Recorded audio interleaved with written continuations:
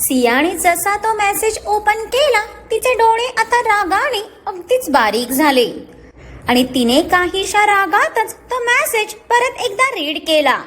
जाना, वर आपल्या रूम मध्ये जो आतंक तू माजवून खाली आलीये त्यात तुला परत चुकून जरी हर्ट झालं असेल तर माझ्याहून वाईट कोणी नसेल लक्षात ठेव. आणि हा, यावेळेची पनिशमेंट एक्स्ट्रीम लेवलची असेल. अग्नेयचा मेसेज वाचून सियाच्या फक्त किडन्याच काय तर फेफडेही फुफ्फुसात अडकल्यासारखे झाले तिला. तिने आवंडा गिळत एक नजर तिच्या पायांकडे बघितलं आणि मनातच डोक्याला अक्षरशः हाताने बदडून घेतलं. तिच्या पायाला हलकीशी मुरगड बसलेली. मगाशी उशांमधला कापूस पिंजून मॅडम उठतच होत्या की त्याच उशांच्या कव्हरमध्ये तिचा पाय अडकून ती स्वतःच धडपडली होती आणि त्यातच तिचा पाय थोडा ट्विस्ट झालेला. पण तेव्हा तर तिला काही जाणवलं नव्हतं, कारण मॅडम तेव्हा तर तांडव माजवण्याच्या जोशात होत्या ना. तिच्या अंगात तिचाच राग भूत बनून घुसलेला. स्वतःच्या जीवापेक्षाही जास्त कसरत करून आलेली ती. पण आता मात्र तिला पायाला हळूहळू वेदना जाणवायला लागल्या होत्या आणि पायाच्या एका बाजूला हलकी सूजही चढल्यासारखी दिसली तिला. ते बघून तिला आता तिचं भविष्य खूपच अंधारात दिसत होतं. देवा, हे बघ काय मेसेज केलाय ह्या राक्षसाने की ह्यांच्याहून वाईट कोणी नसेल म्हणून. कोणीतरी सांगा या माणसाला, या पृथ्वीवर या रावणापेक्षा वाईट तसंही कोणीच नाही आहे. हाच एकमेव वाईट आणि कुटील माणूस आहे जो माझ्या पदरात पडलाय. सामान्य माणसं आपल्या वाईफला बरं नसेल तर तिला प्रेमाने जवळ घेतात, तिची केअर करतात. पण या राक्षसाचं सगळं गणितच उलटा आहे. हा आपल्या वाईफवर बरं नसतानाही दया करत नाही, उलट तिला पनिशमेंट देतो. कुठे कुठे फेडेल हा माणूस इतकी पाप. सिया अगदी मनात रडवेली होत भीतीने तिची नखं कुरतडू लागली. कान तर करून ती मोकळी झालेली, पण नेहमीप्रमाणे ते तिच्याच अंगाशी आलेले. सिया बाळा, अग्नी बरोबर तुझं काही भांडण झालंय का? तो काही बोलला का तुला? केव्हाची सिया तिच्याच विचारात आहे बघून आजीने तिला आवाज दिला. तशी तिची तंद्री तुटली आणि तिने अजूनच रडवेलं होत त्यांच्याकडे पाहिलं. जणू तिला तिच्या दुःखाचं ओझं पेलवणारा साथी भेटला होता. आजीसोबत सुवर्णा आणि आरवही तिच्याचकडे बघत होते. आजी, अग्नी नाही तर रावणच बोला त्यांना. त्यांच्यावर तर हेच नाव शोभून दिसतं. आणि राहिला भांडायचा प्रश्न तर ते भांडतातच कुठे ना. ते तर डायरेक्ट शिक्षा सुनावून मोकळे होतात. त्यांच्या न्यायालयाचे ते जजही आहेत आणि तेच वकीलही. मी काय गुन्हेगाराच्या कटड्यात जाऊन गप्प उभी राहते, पण त्यांच्या सुनावलेल्या शिक्षेचा दुसऱ्यांना किती त्रास होतो ह्याचा त्यांना विचारही करायचा नसतो. अग्नेयच्या तक्रारीचा पाडा वाचता वाचताच सियाच्या चिडलेल्या डोळ्यात मोठे मोठे थेंब जमा झाले. ते बघून बाकीच्यांनाही कसं तरीच झालं. नक्कीच अग्नेय सियावर रागवलाय हे तर त्यांना कळून चुकलं, पण तो राक्षस कसा आहे हे सगळ्यांनाच माहीत असल्याने त्या खडूसला समजावून काहीच उपयोग नव्हता. शेवटी त्याचा सियापेक्षा जास्त अनुभव त्यांनाच तर होता. ते जास्त अग्निपीडित होते आणि जर त्यांनी त्याच्या तक्रारीचा कप्पा उघडला तर सिया तर घाबरून पळून जाईल. सिया, राणी अग्नी उगाच कधीच कोणावर रागवत नाही. तुझंच काहीतरी त्याला खटकलं असेल बाळा, म्हणूनच तो थोडासा रागवला असेल. सुवर्णा लगेच अग्नीची बाजू घेऊन सियाला समजावू लागताच आजी आणि आरवने एक साथच डोळे फिरवले. ही बाई एक अग्नीच्या बाबतीत इतकी काय आंधळी होती की उद्या हिच्या कार्ट्याने कोणाचा बळी जरी घेतला तरी त्यामागेही काही लॉजिकल कारण शोधून त्यालाच पाठीशी घालेल ही मदर टेरेसा. म्हणजे या कलियुगातली हीच गांधारी होती हे मात्र नक्की. सुवर्णाचं ऐकून सियाचं तोंड आणखीनच बारीक झालं. तरी म्हटलं, आमच्या सुनबाई बोलल्या कशा नाहीत? म्हणजे काहीही झालं, अगदी इकडचं जग तिकडे झालं, भूकंप येऊन गेला, त्सुनामी आली, तरी फक्त स्वतःचाच मुलगा बरोबर ना? म्हणजे हे तर असं झालं, स्वतःचा तो बाब्या, दुसऱ्याचं ते कार्ट. ह्याच अतिच्या लाडाने डोक्यावर चढलाय तो रावण. लहानपणी त्याच्या बुडावर 2 लाथा हाणल्या असत्यास ना, तर नक्कीच सुधारला असता तो आगीचा गोळा. आजीच्या बोलण्यावर यावेळी सुवर्णाने डोळे फिरवले. तिला काय आता या भाषणबाजीची जणू सवयच झालेली. मला डोळे फिरवून दाखवतेस? आजीच्या बोलण्यावर सुवर्णा मात्र चपापलीच.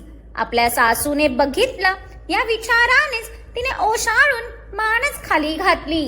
म्हणजे ह्या वयातही म्हातारीची विदाऊट चष्माची ही नजर अगदीच चांगली होती. या दोघींच्या नेहमीच्या मेलोड्रामाकडे दुर्लक्ष करत आरवने सियाकडे बघितलं तर तिचा चेहरा अगदीच उतरला होता. वहिनी, अगं डोंट वरी, भाई या जगात कोणावर कितीही वेळ राग धरून बसू शकतो, पण तुझ्यावर तो जास्त वेळ राग धरून बसूच शकत नाही. तो तुझ्यावर खूप म्हणजे खूप जास्त प्रेम करतो. आरवने सियाला एका बाजूने मिठीत घेत प्रेमाने समजवलं. पण आरू, ते कुठे राग धरून बसलेत? राग तर मीच धरलाय त्यांच्यावर. तू बघितलंस ना, आताही ते मला फोरहेडवर किस करत होते, पण मीच रागात त्यांना करू दिली नाही. सियाच्या या वाक्यावर आता मात्र सगळ्यांची तोंड उघडीत झाली. नक्की अग्नीला दोष द्यायचा की हिला, हाच प्रश्न पडला त्यांना. म्हणजे तो रागवून परत तिला जवळही करत होता, पण ह्याच मुलीच्या अंगात किती ते गुण ना. वहिनी, चूक कोणाची होती ग? आरवने काहीस गोंधळूनच तिच्याकडे पाहत विचारलं. आजी आणि सुवर्णाही हे ऐकायला उत्सुक झाल्या. माझी. सियाने खरं काय ते उत्तर देताच आता मात्र सगळ्यांची तोंड पाहण्यासारखी झाली. म्हणजे ही बया स्वतः चूक करून दुष्णे मात्र त्यांच्या मुलाला देत बसलेली बघून आजी आणि सुवर्णाने एकमेकींकडे बघत डोक्यावर हातच ठेवला. पण आरवला मात्र तिचं खूपच हसू आलं. किती निरागस स्वभाव होता तिचा. ते बघून त्याचा भाईच काय, घरात कोणीच तिचा राग करू शकत नव्हतं. नाश्ता उरकून आरव आधी सियाला हॉस्पिटलमध्ये घेऊन गेला. तिने घरात कोणाला टेन्शन नको म्हणून सांगितलं नसलं तरी बाहेर आल्यावर कारमध्ये बसायच्या आधी आरवला तिचा पाय दाखवला होता, म्हणून तोच तिला रागवत बडबडत हॉस्पिटलला डॉक्टरांना दाखवून नुकतीच दोघंही आता ऑफिसकडे चाललेली. पण त्याआधी सियाने अग्नेयच्या मगासच्या मेसेजचा आता तणतणत रिप्लाय दिला. तुम्हाला माझी आता खोटी केअर करायची अजिबात गरज नाही. तुम्ही तुमची पनिशमेंट दिली ना, आता माझं मी बघून घेईन. सियाने रागातच त्याला रिप्लाय देत तिने तिचा फोन बॅगेवर आपटत डोळे मिटून घेतले आणि दीर्घ श्वास घेत एक नजर तिच्या बाजूच्या ड्रायव्हिंग सीटवर बसलेल्या आरवकडे टाकली. तर त्या साहेबांचं तोंडही लटकलेलंच होतं आणि ही गोष्ट तिने सकाळपासून नोटीस केलेली. आरू, माझा जीना तर तुझ्या भाईने हेल केलंय म्हणून माझ्या तोंडावर 12 वाजलेत. पण तुला काय झालंय? सियाने त्याच्या गिअरवरच्या हातावर हात ठेवून त्याला भाणावर आणताच आरवने दचकून तिच्याकडे पाहिलं. काय झालं वहिनी? अजूनही तुझा पाय दुखतोय का? तू फक्त एकदा सांगच मला, मी जाऊन त्या डॉक्टराचा गळाच दाबतो. इतका पाय सुजूनही मामूली चोट हे करत खूप हसत होता ना तो. आता त्याचे तेच दात पाडतो, मग बघू कसा हसतो तो लंगूर. आरव सियाला प्रश्न विचारून तिला बोलूही न देता आपलेच तर्क वितर्क लावून बोलतच सुटला. ते बघून सियाला हसूच आलं. तिची एवढी छोटी जखमही या दोन्ही भावांना खूपच हादरून जायची. दोघही तिच्यावर स्वतःच्या प्राणापेक्षाही जास्त जीव लावायचे आणि ते बघूनच ती भरून पावायची. आरू, राजा मी ठीक आहे, पण तुला काय झालंय? तू का इतका डिस्टर्ब आहेस? श्रीजा आणि तुझ्यातही भांडण झालंय का? आजकाल तू तिच्याबद्दल काही बोलतही नाहीस. सियाने मुद्दामून श्रीजाचा विषय काढला, जेणेकरून तिला आरवच्या मनात नेमकं काय चाललंय ते कळू शकेल. आणि झालंही तसंच. तिचं नाव निघताच आरवच्या चेहऱ्यावर वैतागलेले एक्सप्रेशन आले. वहिनी, खरं सांगू तर माझ्या लाईफ मध्ये काय चाललंय काहीच कळत नाही आहे यार. म्हणजे माझा आधी श्रीजा सोबत खूप चांगला बॉन्ड होता. हा आमचं जास्त भेटणं होत नसलं तरी फोनवर बोलणं तर नेहमीच व्हायचं. पण मागच्या टाइमला मला तिच्यात वेगळीच श्रीजा दिसली. जणू हीच रिअल होती की मीच तिला ओळखायला कमी पडलो. आरवने केसात हात फिरवत मागच्या सीटवर डोका आपटलं. श्रीजाच्या फक्त विषयानेही अगदीच डिस्टर्ब झालेला तो. जणू त्या टॉपिकवर नाही त्याला काही प्रश्न होते, नाही त्याची काही उत्तरं हवे होती. आरू, जेव्हा एखादी गोष्टी आपल्याला अचानक वेगळी भासू लागली तर समजून जा, तिचं असं वागण्यामागेही काहीतरी कारण नक्की असेल. त्यामुळे जर तू ते कारण शोधलंस ना तर तुला तुझं उत्तर मिळून जाईल. सिया हे भलेही श्रीजासाठी बोलली असली तरी आरवच्या डोळ्यांसमोर अचानक नित्याचा चेहरा आला आणि तिचं सकाळचं बदललेलं वागणं आठवून उगीच त्याच्या मनात शंकेची पाल चुकचुकली. म्हणजे नित्याच्या सकाळच्या त्या नॉर्मल बिहेवियर मागेही काही कारण असेल का? आणि असलं तर मला आता ते शोधावंच लागेल. आरवला जणू त्याच्या मनात आल्या हलक्या गुंत्याचं उत्तर मिळताच त्याचा चेहरा हलका शिथिल झाला. पण मन परत एकदा अनामिक भीतीने धडधडलं. सिया केवाची त्याच्या क्षणोक्षणी बदलणाऱ्या एक्सप्रेशनला बघत होती. वहिनी, प्लीज एक गोष्ट सांगशील? आरवने अगदीच लहान मुलांसारखं सियाकडे असं काही आशेने बघितलं की तिला तर त्याच्यावर खूपच लाड आला. तिने गालात हसतच त्याला बोल म्हणून खुणावताच आरवने मनातच दीर्घ श्वास घेत हिम्मत केली. वहिनी, प्रेम म्हणजे नेमकं काय ग? मला तर काहीच कळत नाही. आय मीन, मला कसं कळेल की श्रीजाच माझं खरं प्रेम आहे? मीन्स आय लाईक हर. आम्ही मागचे 2.5 वर्ष सोबतही आहोत. पण स्टील मला आजकाल काहीच कळत नाही आहे. असं वाटतंय काहीतरी चुकतंय. मी कुठल्या तरी रॉंग रूट वर चाललोय. आरवच्या डोक्यातल्या विचारांचा पुरता उडालेला गोंधळ बघून सियानेच एक दीर्घ श्वास भरला आणि वळून त्याच्याकडे तोंड करून बसली. आरू, माझ्यासाठी प्रेम म्हणजे फक्त तुझे भाई. त्या 2.5 अक्षरी शब्दाचं उत्तरच माझ्यासाठी ह्या 2 अक्षरी शब्दात मावलंय. आणि मला माहित आहे ते माझ्यावर कितीही रागवू दे, पण त्यांच्या एवढं या सियावर प्रेम कोणी म्हणजे कोणीच नाही करू शकत. अगदी आईही नाही.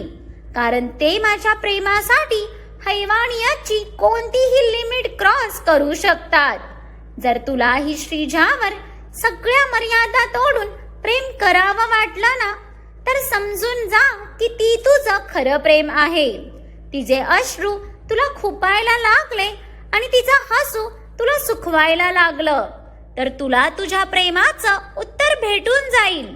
आणि तू जर तिच्यावर खरंच प्रेम करत असशील ना तर तिच्या लांब जाण्याच्या फक्त कल्पनेनेही इथे जीव जाईल तुझा. तिला दुःखात बघून या पूर्ण जगाला आग लावशी वाटेल तुला. मग समजून जा की तीच व्यक्ती तुझी रिअल सोलमेट आहे. सियाचं बोलणं ऐकून तर आरवचं डोकं अगदी सुन्न झालं. कारण ती जे सांगत होती तेव्हा त्याच्या नजरेसमोर फक्त नित्याचा चेहरा येत होता. त्याने श्रीजाला समोर करायचा पूर्ण प्रयत्न केला, पण नाही, नित्यासमोर त्याला कोणीच तर दिसत नव्हतं. म्हणजे वहिनीने आता जे सांगितलं त्यावरून तर नित्या माझं प्रेम आहे का? मी नित्यावर प्रेम करतो. त्याचं हृदय आता जोरजोरात धडधडू लागलं. एक वेगळीच हुरहुर दाटून आली त्याला. पण ही हुरहुरही त्याला अगदी हवेशी वाटली. आत्ता त्याच्या मनावरचं खूप मोठं ओझं उतरून त्याला एकदमच मोकळं वाटलं. जणू त्याच्या हृदयाला सुखावणारं नाव त्याला समजलं जे होतं, नित्या. त्याने मनातच तिचं नाव घेताच आत्ता त्याच्या ओठांवर गडद हसू आलं आणि पुढच्या सेकंदाला ते हसू खट्याळ झालं ना. म्हणजे आता नीतू बेबीचं काही खरं नव्हतं. जाना दुपारच्या लंच नंतर सिया तिच्या कामात गुंतली होती की तिच्या मोबाईलवर तिच्या अहोंचा मेसेज आला. त्याचं शेड्यूल इतकं पॅक असूनही त्याचं मेसेज करणं खरं तर तिला सुखवून गेलेलं. पण मॅडम थोबड्यावर दाखवतील तर शपथ ना. आत्ता काय आहे? मी सांगितलं ना मला तुमच्याशी नाही बोलायचं. तुम्हाला हवे ते केलात ना. मला पनिशमेंट देऊन इन्साफ के देवता झालात ना तुम्ही. मग आता त्यातच खुश राहा. पण प्लीज तुमच्याकडून अजून हट नाही होऊ शकत मी. आणि हो, आज मी माझ्या आईसोबत हॉस्पिटलमध्ये झोपेन. निदान तिच्या तरी कुशीत मला माझं प्रेम मिळेल. सियाने भरलेले डोळे उपड्या हाताने पुसत त्याला रागात मेसेज करून परत तिच्या कामाला लागली. पण इकडे तिला पाहणाऱ्या अग्नियाने तो मेसेज वाचून हातात सुस्कारा सोडला. त्याची जाणा त्याच्या पनिशमेंटने किती दुखावलीये त्याला दिसत होतं. ती काल रात्री किती रडली ते आठवून त्याच्या अंगावर अजूनही काटा येत होता. पण तरी हा तिच्यासाठी एक सबक होता जो तिला परत कोणतीच गोष्ट त्याच्यापासून लपवू देणार नव्हता. पण साहेबांना अजून मॅडमचे पुढचे पराक्रम माहीत नव्हते. नाहीतर त्याने तर डोक्यावर हातच मारले असते. सियाने दिवसभर तिच्या केबिन मध्ये बसूनच तिची कामं आवरली होती. आज असलेल्या एका इम्पॉर्टंट मीटिंग साठी तिचंही आरो सोबत जाणं गरजेचं होतं. पण तिच्या पायाला लागलेले पराक्रम अग्नियाला दिसू नये म्हणून महाराणी घाबरून का असेना पण केबिन मध्येच बसून होत्या. नाहीतर तिला एका जागी जास्त टाइम बसणं शक्य तरी होतं का? भिंगरीच बसवलेली तिच्या पायाला. पण आता तो पायच हलका दुखत होता म्हटल्यावर काय विषय ना. तसही या पायाला ती त्याच्याकडून जास्त टाइम लपवू शकणार नाही हे तिलाही माहीत होतच. म्हणून हॉस्पिटलला जाण्याचा विचार करूनच ती आजच्या रात्रीच्या युद्धाला अगदी सकाळपासून स्वतःला प्रिपेअर्ड करून बसलेली. अजून 2 दिवस तिला त्याच्यापासून लांब राहणं शक्य नसलं तरी ती आज काय त्याच्याकडे कोणतीच भीक मागणार नव्हती. इकडे सिया 7 वाजेपर्यंत तिची सर्व कामं आवरून निघाली. ती आधी बंगल्यावर जाऊन मग सुवर्णाला इन्फॉर्म करून आणि फ्रेश होऊन तडक निघणार होती. ती 20 मिनिटात मेन्शनवर पोहोचलीच होती की हॉलमध्ये नित्याने लावलेल्या टीव्हीवर एक न्यूज तिच्या कानावर पडली आणि ते सियाचे पाय जागेवरच धिजावले. कारण तिच्या कानावर आताही तेच नाव पडलेलं ज्याने काल तिच्या आयुष्यात इतका मोठा बखाडा केला होता. राघवेंद्र मल्होत्रा. पहाटेच्या 5च्या दरम्यान मल्होत्रा इंडस्ट्रीचे CEO यांच्या बंगल्यात घुसून काही अज्ञातखोरांनी त्यांच्यावर प्राणघातक हमला केला. न्यूजवर दाखवत असणाऱ्या राघवेंद्रच्या फोटोकडे बघून सियाचे डोळेच मोठे झाले. हा माणूस तर तोच आहे ना जो काल मला ऑफिसमध्ये भेटलेला. मग आता हा या अवस्थेत कसा? सिया विचारच करत होती की तिच्या मोबाईलची मेसेज टोन वाजली ज्यावर तिच्या अहोंचा मेसेज पडलेला. Ready for the extreme level of punishment. त्याचा मेसेज बघून इथे सियाने हातात सुस्कारा सोडत ती लिफ्टकडे निघून गेली. त्याच्या मेसेज वरूनच त्याला समजलंय हे तिला कळून चुकलेलं. अग्नेय स्वतःचा फोन टेबलवर ठेवत कपाळावर अंगठा रब करत कसाबसा स्वतःचा राग दाबण्याचा प्रयत्न करत होता. डॉक्टरने आरवच्या ऐवजी सियाची पायाच्या एक्सरेची रिपोर्ट अग्नेयला फॉरवर्ड केली होती. ती बघून आधी तर त्याचा जीव घशातच आला. तिच्या पायाला लागलंय हे समजताच त्याचं डोकं चांगलंच तापलं, कारण त्याने तिला वॉर्न करूनही ती त्याचा पार अंत पाहत होती. पण जसं त्याने रिपोर्ट पाहिला तेव्हा कुठे त्याने सुटकेचा श्वास घेतला, कारण सुदैवाने तिची कोणतीच नस ब्लॉक झाली नव्हती. फक्त हलकासा पाय लचकला होता तिचा. कदाचित प्रिकॉशन म्हणून आरवने तिचं कम्प्लीट चेकअप केलं होतं. पण तिच्या पायाला लागलंय बघून आता साहेब तिच्यावर जास्त चिडले होते. पण तरी सध्यासाठी तरी त्याने कसं बस स्वतःचा राग गिळत एक नजर समोर बघितलंच होतं की त्याच्या समोरही राग वाढवण्याचं अजून एक कारण बसलेलं दिसलं त्याला. बिचारा अग्नी, बायकोने काही दिवसातच हाल हाल केले त्याचे. त्याने काहीस रागातच रॉकीकडे पाहिलं तर त्या टरबूजने तर लगेच मान झुकवली. Speak, you have only 5 minutes to talk with me. अग्नेयचा चेहरा क्षणातच निर्विकार झाला, कारण समोरची व्यक्ती त्याला काही मॅटरच करत नव्हती. अग्नी, तुम्ही माझे सगळे प्रोजेक्ट काढून का घेतलेत? मोनालिसाने काहीसा चिडतच त्याच्या टेबलवर हात आपटला. तशी अग्नेयच्या कपाळावर हलकी अडी आली, पण रॉकी मात्र रागात पुढे आला. Miss Mona Lisa, behave yourself. जर आता एक स्टेप वर तरी तुमचा आवाज बॉस समोर वाढला तर मला तुम्हाला उचलून बाहेर फेकायला अजिबात वेळ लागणार नाही. रॉकीची ती भडकलेली नजर बघूनच रीटा पटकन मोनालिसाचा हात दाबत तिला शांततेत बोलायला खुणवते. May be you lost your sense. Miss Monalisa, इतकं तर तू मला ओळखतेसच की अग्नेय समोरून रिवेंज घेतो. माझ्याकडे इतका टाइम नाही की मी ही क्षुल्लक कामं करत बसू. अग्नेयची अगदी थेट नजर मोनालिसावर येत त्याने भुवई उंचावली. पण तुम्ही तुमच्या प्रोजेक्ट मधून माझं नाव काढून घेतल्यावर बाकी सगळ्यांनीही माझे कॉन्ट्रॅक्ट कॅन्सल केलं. अग्नी, तुम्ही प्लीज असं काही करून माझ्या लाईफशी खेळू नका. हवे तर मी परत कधीच तुमच्या वाट्याला नाही जाणार. मोनालिसा आता रडतच त्याच्या समोर हात जोडले. मोनालिसा, हा विचार तू माझ्या जाणाला माझ्यापासून लांब करण्याचा प्रयत्न करायच्या आधी करायला पाहिजे होता. Now I just don't care anything about it. अग्नेयचा आवाज इतका काय थंड होता की त्या रूम मध्ये भयान अशी शांतता पसरली. मग काय वाटतं तुम्हाला अग्नेयने मोनालिसा बरोबर काय केलं असेल? हे तर पुढच्या भागात कळेलच. पण हो, ज्या गोष्टीची तुम्ही वाट पाहताय ते म्हणजे सियाग्नीचा स्पेशल एपिसोड.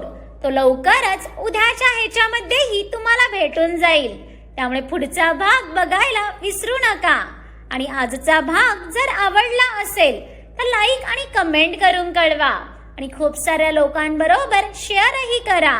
आणि ज्यांनी कोणी अजून माझ्या चॅनलला सबस्क्राईब केलं नाही त्यांनी आठवणीने सबस्क्राईब करा.